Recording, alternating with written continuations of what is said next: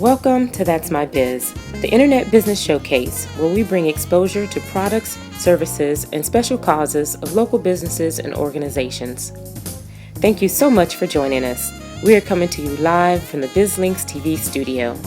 Brought to you by Southeast Computers, repairs, upgrades, custom builds, and restorations.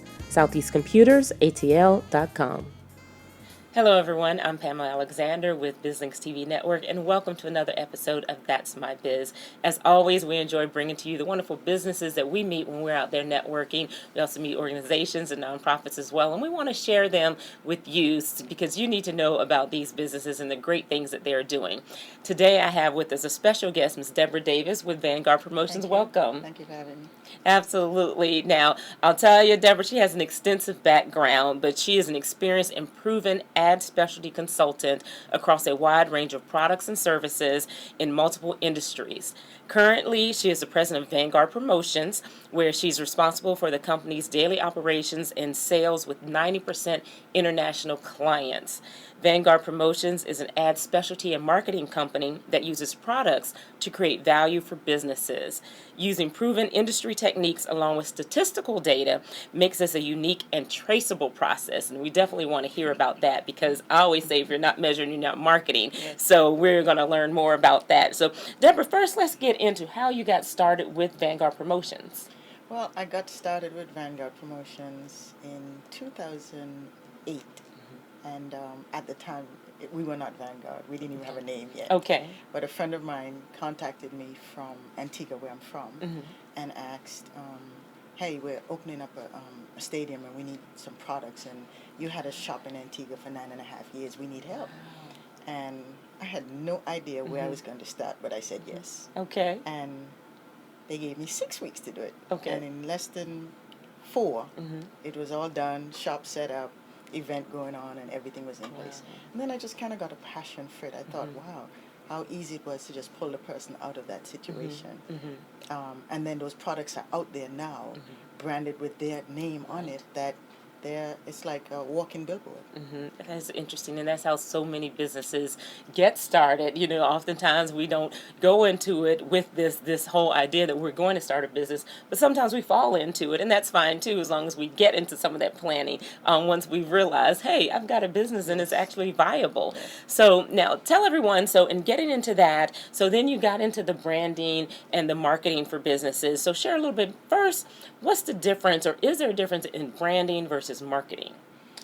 The difference between branding and marketing is that they really come together. Okay. One, the branding part of it is creating a face for your company so people will know what you do, the services you provide, and exactly who you are. Okay. Whereas the marketing side of it is getting that accurate information out to the people that you want to do business with you. Okay. So they pretty much come hand in hand. You almost can't do one without the other successfully.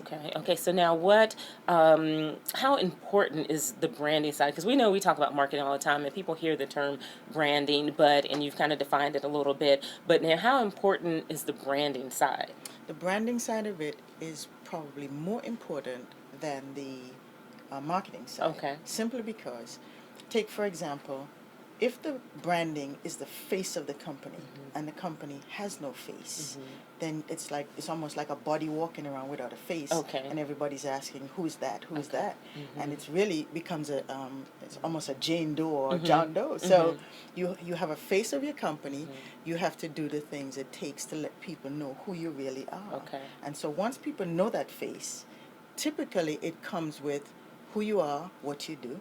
And if you take the larger companies, for example, if you take a Coca-Cola bottle and take the name off of it, nobody has to ask what that is. Right, exactly. I love that. And really, you know, when you know you've made it is when you become that household name. And for example, like the Band-Aid, you know, where people are using your actual name as what that particular product is. How do people start moving in that direction? Well, one of the things you need to do to move in the direction of really branding yourself is making sure that you know who you are, what exactly you want people to say about your company. It's not just creating a brand and leaving it to do the work on its own, because the brand is not going to do it. Right. So you have to find ways to measure how you're branding yourself. Okay. And a lot of small business owners think that it's extremely costly to do. I'm going to put it on the back burner. But Right. that really is something that should be done. Right. And there are creative ways to do that. And you're absolutely right. I love that. And because so often when people think about brand, all they think about might be the colors and the logo itself. But once you've even determined that, one of the important things I think is the consistency and being consistent. Because sometimes you can confuse people on your brand if you're not consistent with that same message that you put out there. What are some of the ways that you help the businesses really be consistent and get that message out there? One of the ways we help companies to be consistent in their branding is, one, use a useful product. Okay. When you give something to a client that has your company face on it, it needs to be something that works, something that's going to last a while, something that's going to be useful to them. Okay. I'll give a perfect example. We're in a technology age today, and most people would give a pen as a promo item, which works. It's a 68% return on when you give a pen away, because we have statistical data to prove these things. Okay. However, if you give today a pen that's also a stylus, Right. your name is out there even more than the guy who's given a pen. Right. Because people are going to use it more. And right? it's useful because Okay. every household you spend 75% of the day using their phone or a tablet. I love that. I love that. So you help businesses come up with the types of products that they can use to get their brand out there, right? I'm glad you asked that. Okay. Because if someone calls us and say, I'm running a promo and I need some pens, we don't just sell them the pens. Okay. We call and we say, can we come in and sit and talk with you? And they say, well, why? We say, because we think that a pen may or may not be the item you need for this promo. So we ask the pertinent questions. What are you promoting? What's the message you're trying to send?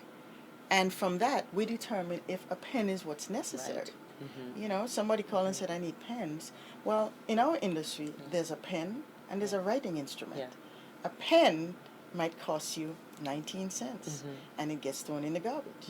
A writing instrument might cost you 68 cents and the person does not want to let it go. Right. So Right. we don't just leave you out there and Right. sell you what you ask for. Right. We take the risk of losing the business Right. to put you in the right direction. Right. I love that. And I think what I like is coming up with creative products that tie into what that message is, and that sounds like what you do. I'm looking forward to getting with you to do more of that, because like you mentioned the pen. One thing I did with my book was, one of the stories in the book was keep your fork, and that's kind of the theme of it. So I found it was a pen, but it was in the shape of a fork. That's right. So it's something that people keep. They seldom use the pen itself, but they keep it, and then when I see them, they're like, I still have that fork. So I love that. So you help them even find even creative products that aren't kind of the everyday type thing. Yes, what you want people to do is always be talking about your business. Yes. So you're going to determine what you want them to say, and those products will do that. I always give an analogy when I do my training classes, when I have a new employee or a new contractor that comes on board, and I say, we are supposed to create perceived value for our clients. In turn, they create the same towards their customers. Okay. So you take an example of you take the pens, for example, and you have 3 pens, and one may cost 5 cents, one may cost 15 cents. You bought at the store, but then you have a Mont Blanc. Okay.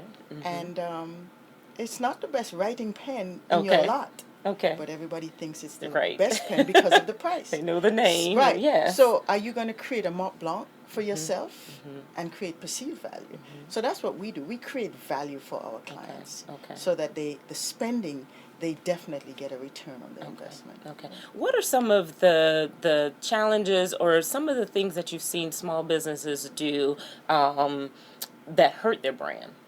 What small businesses tend to do that hurts their brand is they get stuck.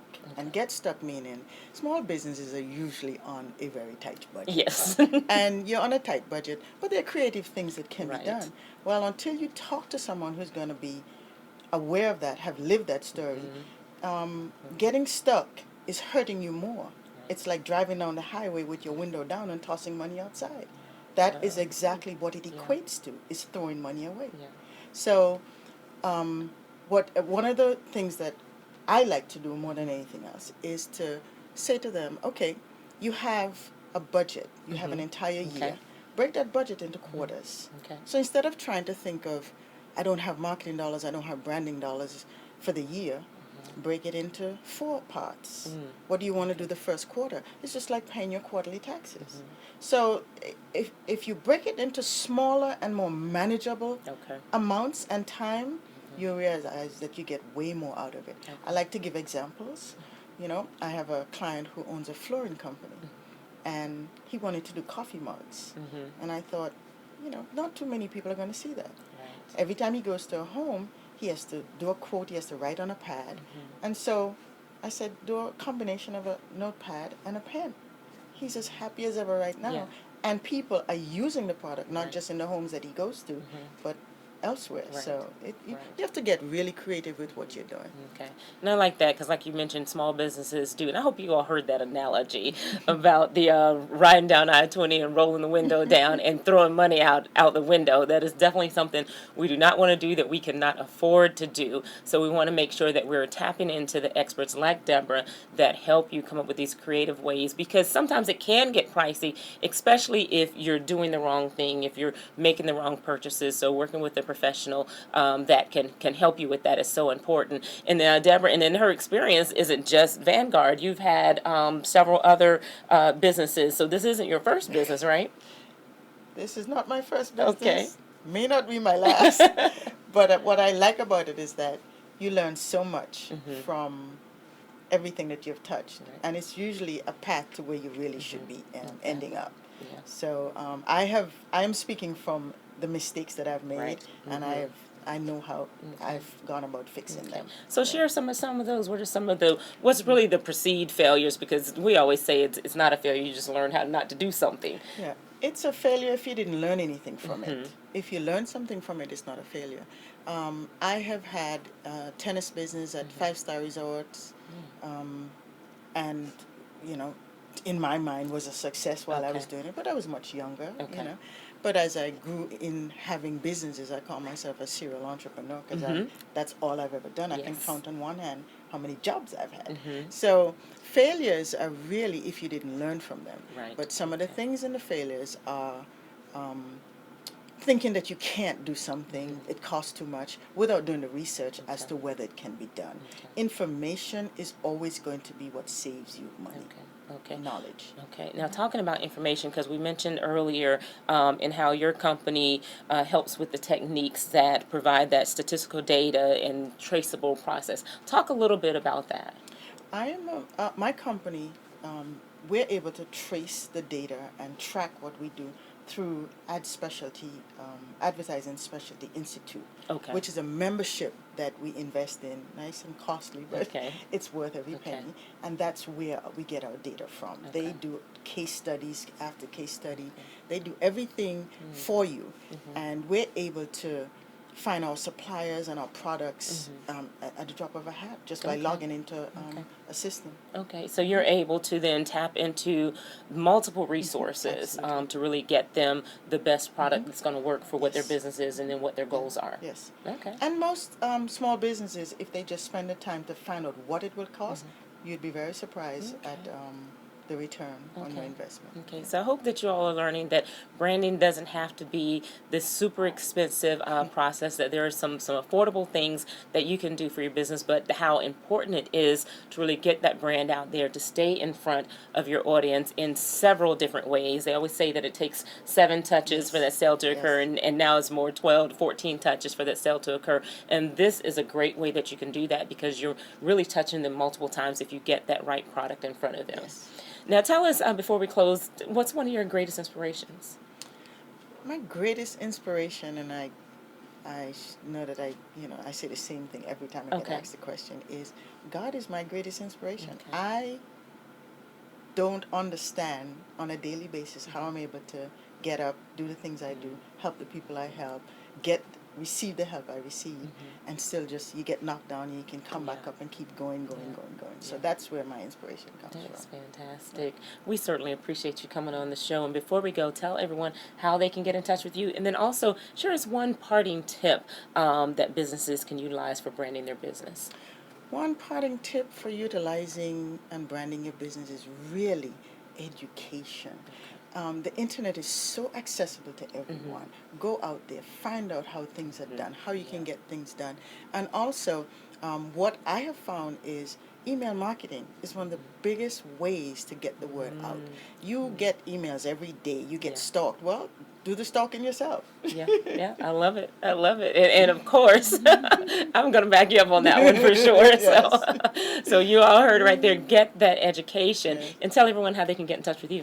You can reach Vanguard Promotions through our website, which is www.vanguardpromotions.net. You can also reach us through phone at 1-888-684-5285. And any one of those forms of communication, you will get me or an associate. Fantastic. Deborah, thank you so much for coming on today. Everyone, this has been great. I hope that you go back. Please make sure you watch this episode again. Get that education. That was the underlying piece that I heard. And, again, tap into Deborah and her company, because it's a great way that you can learn ways that what tools are going to work for you, but that are going to be affordable at the same time. She's not just a company that's going to provide you with the product. They actually provide you with that knowledge and that education to help you build and grow your business. So please reach out to her. You can continue to watch our episodes at www.bizlinks.tv, where you can get that great education from all the wonderful businesses that we bring on, as well as please subscribe to our YouTube channel at youtube.com/BizLinksTV. Give us some thumbs up out there on the videos, and then please share your comments as well. We'd love to hear from you. Also, fan us on our Facebook page, also at facebook.com/BizLinksTV. I'm Pamela Alexander with That's My Biz, and remember, we want to expose your business to the world.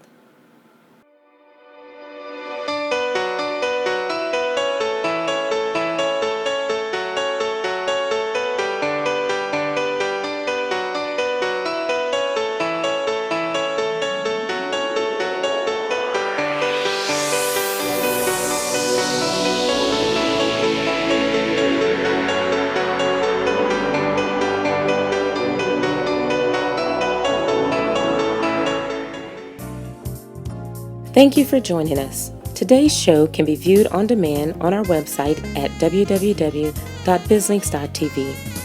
If you are interested in having your products, services, or special cause showcased on our program, submit an inquiry to that'smybiz@bizlinks.tv. In addition, information on advertising and hosting your own show can be found on our website at bizlinks.tv.